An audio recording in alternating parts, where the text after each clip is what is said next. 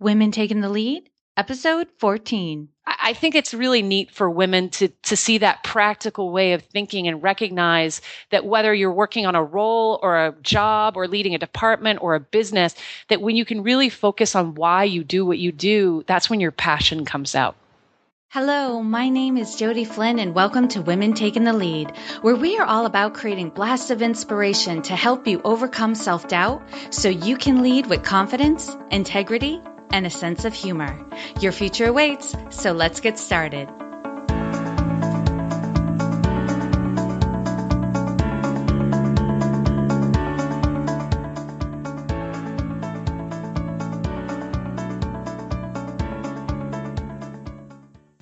Hello, everyone, and thank you for joining us today. I'm here with Shannon Kinney, who is the founder and client success officer of Dream Local Digital, a digital marketing agency that has worked with thousands of small businesses across North America. She has over 15 years experience in the development of successful internet products, sales and marketing strategies, and has worked on the team developing successful internet brands such as Cars.com and CareerBuilder.com, and over 60 online media properties for newspapers all over the U.S. and Canada. Whew. And prior to that, she spent over 10 years in media sales and sales management in Maine. Shannon is considered an expert in the field of online marketing and social media and speaks regularly at conferences on this subject. She was recently named a Digital Innovator of the Year by Local Media Association. Okay, Shannon, I usually say this is a teaser for everyone, but actually that's awesome and that's a lot, but I'm sure you have more to tell us. So tell us more about you and where you came from. Oh, thank you. And thanks so much for having me. I was born and raised here in Maine, in a small town in Maine, and I have really deep roots here. But I've always sort of had a greater worldview. I started small. I sold ads for a weekly newspaper, as you mentioned, when I was 17, actually, and worked my way up from there. And part of where Dream Local Digital came from and what we do now is trying to get back to those roots.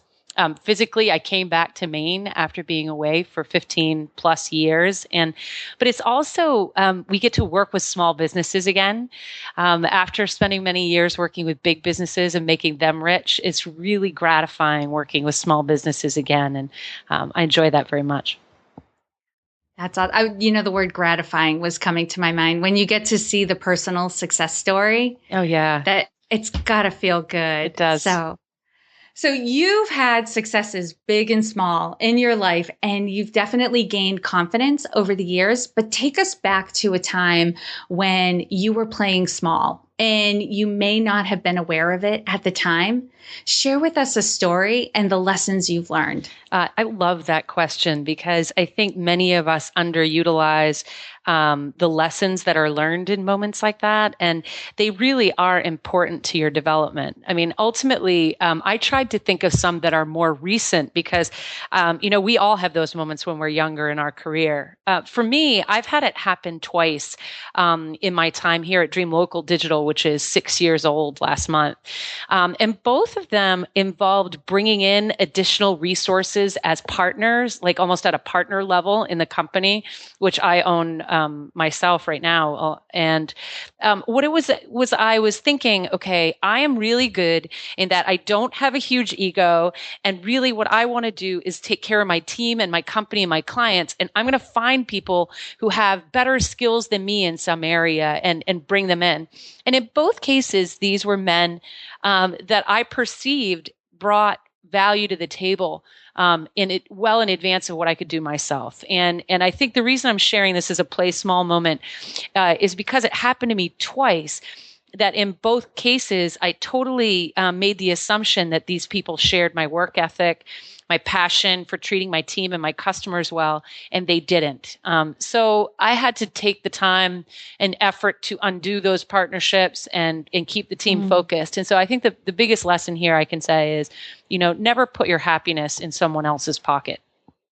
This is your dream, your passion, your future, whatever it is that you do. And don't assume you need someone else to help you do it on your own. Oh, that was a great point, because what I was really hearing in your story was you brought these two people on because you saw yourself as lacking a skill or a capability. So you brought them on, and they didn't jive with your culture, Right. or the vision you had with your company. So you got rid of them, and it turns out you're where you are today anyway. That's right. Even without them. And I listened to what they said, and I didn't look enough at what they did. Words are, wind if you're not getting things done in the background. And so I think for me, it's, I'm not saying everybody has to do everything on their own, but don't assume that you need someone else's help, or that, your happiness is dependent on their success. It's good to have partners, but they have to be aligned with who you are, your vision, and how you want to do things. That's right. It's so true. So what would you share as a lesson learned? How would you, or what would you say to somebody else who is thinking about vetting a partner? Like, what would they look for? Yeah. So I think evidence that they share your culture and work ethic matters. Like I looked for strategic fit, and, that somebody shared my vision of the future. And, that's not a bad criteria. But when you're riding on that alone, anybody can dream something in the future.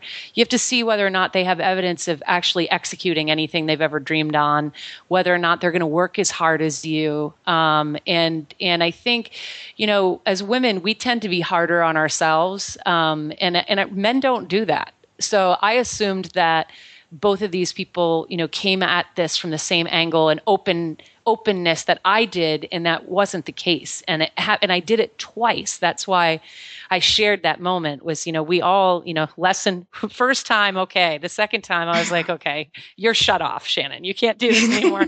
Get it done yourself. And we've been way better since those decisions were made. Awesome.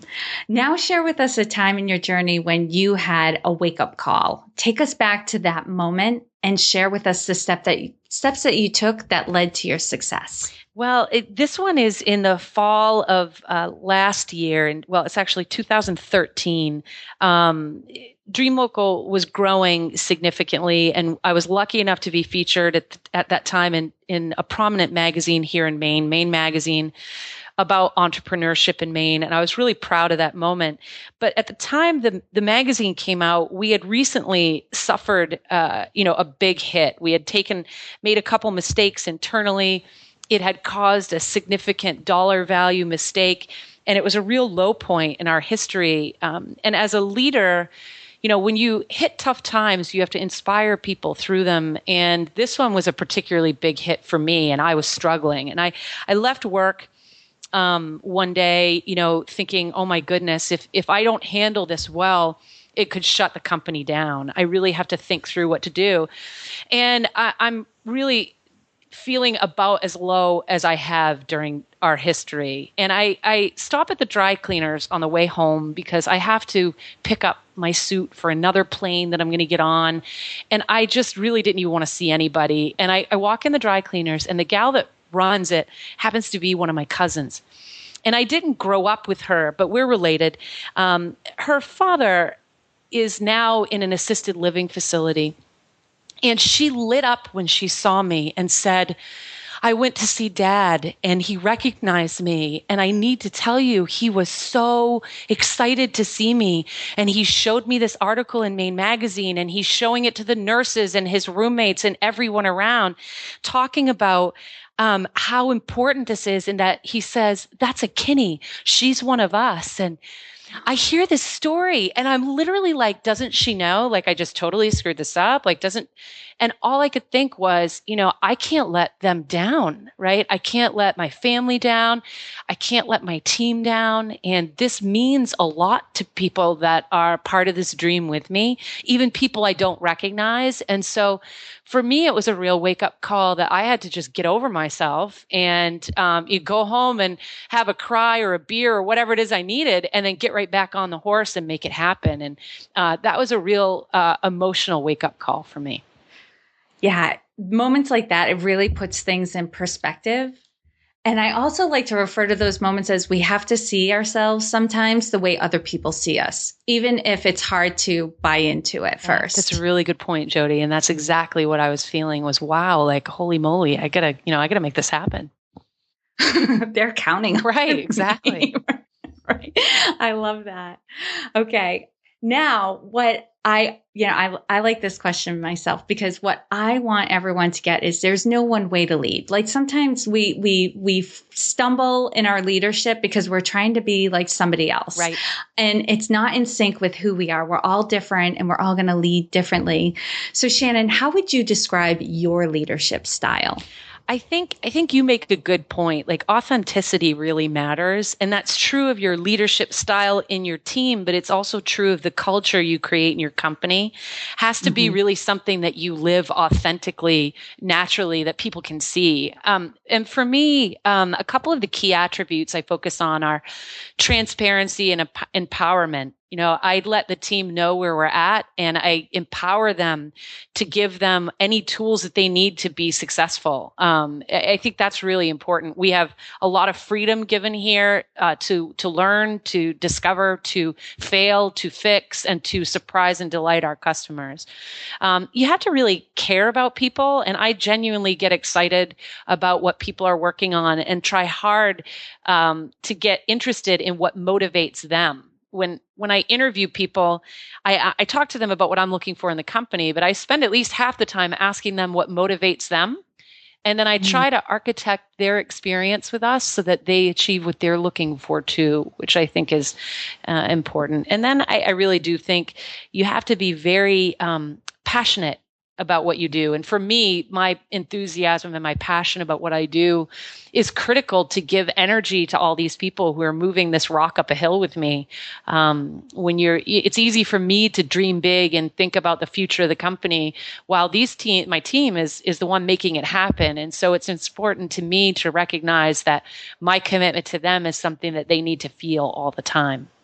And that's a real story for me because I've had an opportunity to chat with some of your team members at a networking event, and they were so clear about what Dream Local was all about.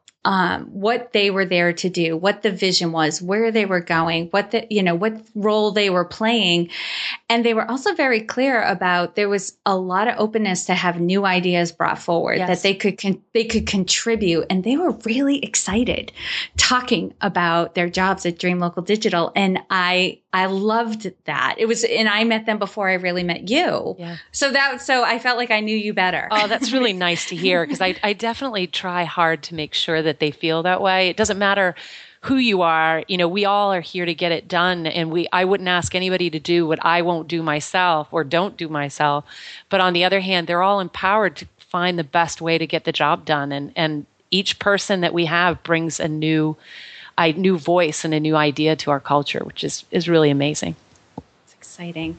And what is one thing you're working on right now that you're really excited about? Well, we just launched a second company, a second division, which is the Bangor Daily News, one of our media partners. We help media partners grow their digital revenue and serve their advertisers and learn how to offer some of our services to their advertisers. And in the case of the Bangor Daily News, they recognized that they needed more focused effort on digital. So they spun off a separate unit that's doing all of their digital work, both for readers and for advertisers. And we're leading that for at least the next several months to help them get that division off the ground, get the startup moving, get them set up for success in the future. And I couldn't be more excited about our team in Bangor and the work that we're all doing together. And that's in line with your energy level too. You're really excited talking about this startup phase. Do you find yourself attracted to startups? Oh yes. This is my 7th and 8th ones that I've done myself over the years. My first Dream Local is my first one with my own money, and that's a totally separate level of fortitude. But I really do love building things, and I love the energy that happens when you're building things and doing all I can to create an environment where people learn how to take all that energy and get the train moving forward in a positive and really fast way. So the speed of it is exhausting at times, but I wouldn't do anything else. Okay. Now I'm going to do a quick leadership roundup. And we can expound upon this because we are making good time. You are very concise and clear. So So tell us, what is one practice that makes you a better leader? I think for me, it was recognizing that you can't work on your business if you're working in your business.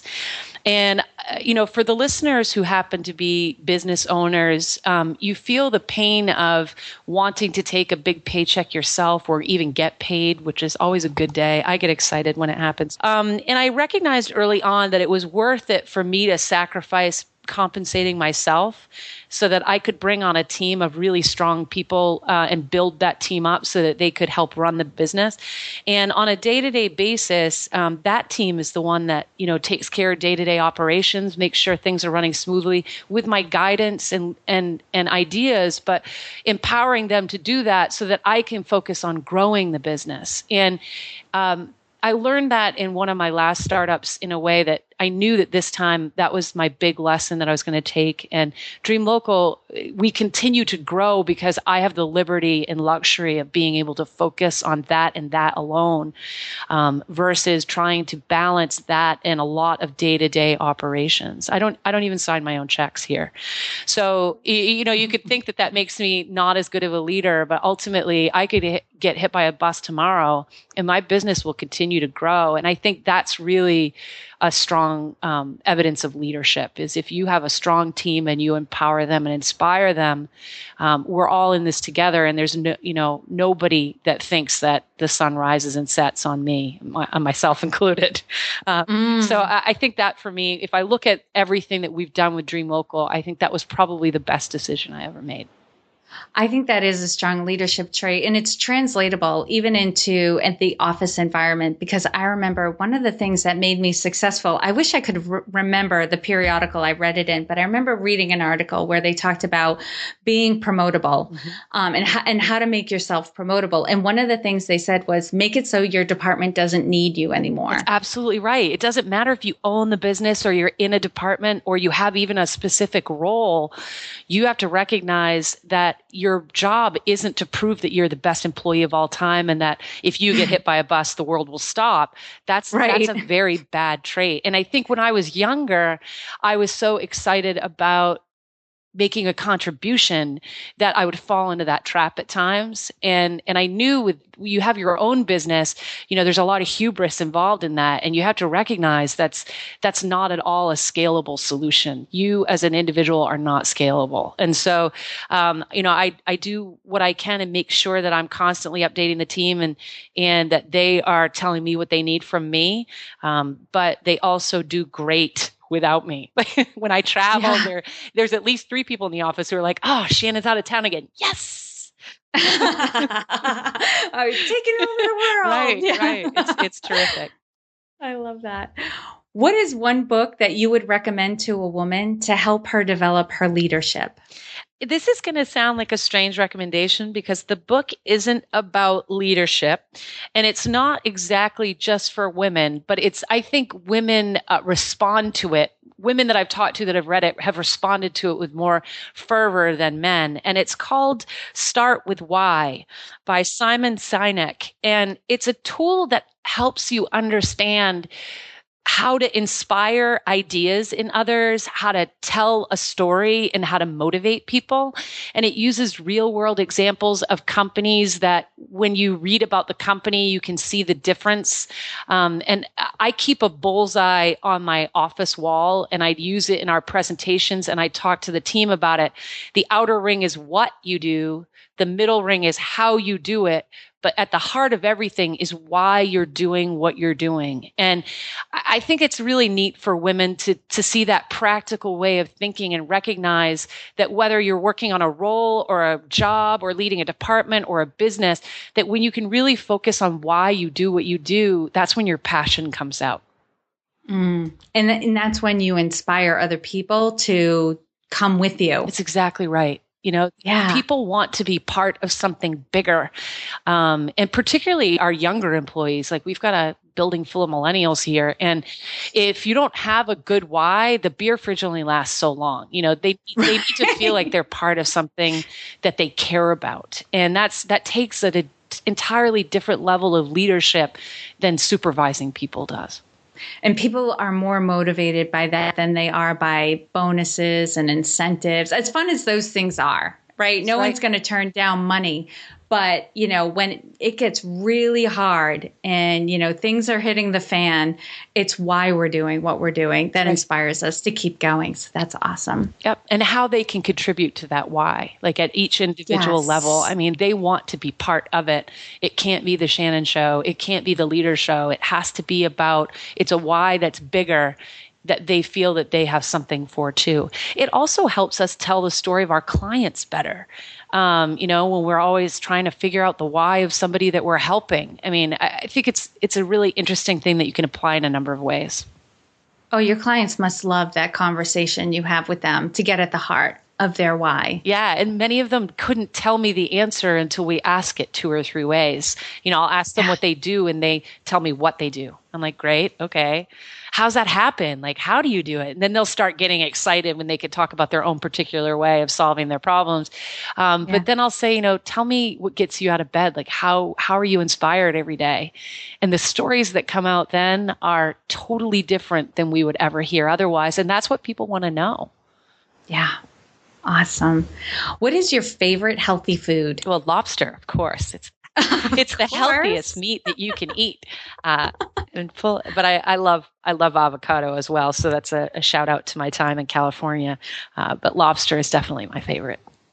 And how do you like lobster prepared any particular way? Well, my favorite is I get raw lobster from Shucks, Maine Lobster and poach it in champagne.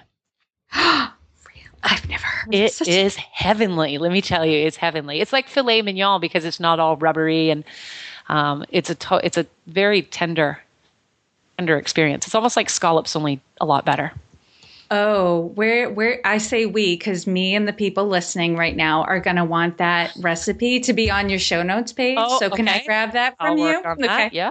Yep. That would be excellent. We will want that. I'll work. Awesome. Okay, Shannon, knowing what you know now, if given a chance to go back and do anything differently, what would you change? Well, I think my favorite part of maturing as a person is in my business life is that if I could go back, I would trust myself more. I wish that I would have trusted my gut more and thought through things because ultimately the only person who can and will take care of you is you. And so you really have to listen to yourself and trust yourself because you're in charge of your own future and your own happiness and your own ability to grow or stay where you are. And so many cases listened to other people, deferred judgment, tried to take paths of what other people suggested. And I really wish I had trusted myself a little bit more. Yeah, I don't know how many of us have said, I knew it. I knew I should have listened to my gut. I knew it. And it's Monday morning quarterbacking. And it's so nice when you get to a place where you listen and act on it. That's right. And you think, okay, that decision may have not been my best, but it was mine. I own it. Yeah. And this one, and recognizing and celebrating the moments when you are able to be successful and not waiting, just like I shouldn't have waited for anybody else to give me answers. I also don't need to wait for anybody else to tell me when I've done a good job. I don't need to wait for anybody else to tell me when I should celebrate things. I'm in charge of my experience. And so I try hard to reflect back on each week and think about what I did, what I could have done better, what lessons did I learn, but when I should celebrate. And that was huge. We were talking about that in the pre-chat a little bit about how as women, we don't celebrate ourselves enough. We work really hard. We accomplish a lot, but we're waiting. That's right. For somebody else to acknowledge what we've done before we really feel like we can celebrate it and own it. It's really is a shame ultimately because, you're closer to things than anybody else. And I think a lot of people are looking for either a coworker or a boss or a husband or a boyfriend to wake up one day and realize how fabulous they are. And nobody's going to figure that out if you haven't figured it out and let people know. And so for me, I have little private moments many cases on planes where I'm like, okay, hey, that was good. Well done. High five. Right, exactly. Love it. Okay, before we say goodbye to you, share with us a success quote or a mantra and why it has meaning for you. I wear a bracelet every day that says dream bigger. And I think that one is pretty straightforward. But another one I want to think about for you all is life is a 4-letter word, but living isn't. Like, don't live your life on autopilot. Participate and do great things. Like, I think of my every day like a limited checkbook, and I have only so much time to spend. And I really want to get the most out of it that's possible. And finally, aim high and don't settle for less from yourself, because when you do, you'll be disappointed. And when you expect more, you'll be surprised at how much you can give. I love that. And lastly, Shannon, what is the best way for our listeners to connect with you? They can find me on any social network, but my email is Shannon, SHANNON, @dreamlocal.com. And our website is dreamlocal.com. Shannon, thank you so much for taking the time to inspire and enlighten us. We are all better for having met you. Oh, thank you. Have a great day. Thanks so much. I could talk to Shannon all day, but for the time being, you can find all the resources mentioned in this episode, including the lobster cooked in champagne recipe, on womentakingthelead.com, or you can use the short link, which is womentl.com, and you'll find Shannon in the podcast tab. If you have a few moments and you're not driving, if you could head over to iTunes and leave a rating and review for Women Taking the Lead, I would appreciate it. It gives me insight into what you like and what you would like to see more of in the show, and it also enables others to find the show more easily. Thank you all for joining me on Women Taking the Lead. And to strengthen you on your own leadership journey, I'd like to send you off with a quote from Marianne Williamson, so here goes. Our deepest fear is not that we are inadequate. Our deepest fear is that we are powerful beyond measure. It is our light, not our darkness, that most frightens us. We ask ourselves, who am I to be brilliant, gorgeous, talented, fabulous? Actually, who are you not to be? You are a child of God. Your playing small does not serve the world. There is nothing enlightened about shrinking so that other people won't feel insecure around you. We are all meant to shine as children do. We were born to make manifest the glory of God that is within us. It's not just in some of us, it's in everyone. And as we let our own light shine, we unconsciously give other people permission to do the same. As we are liberated from our own fear, our presence automatically liberates others. Again, thank you for joining me, and here's to your success.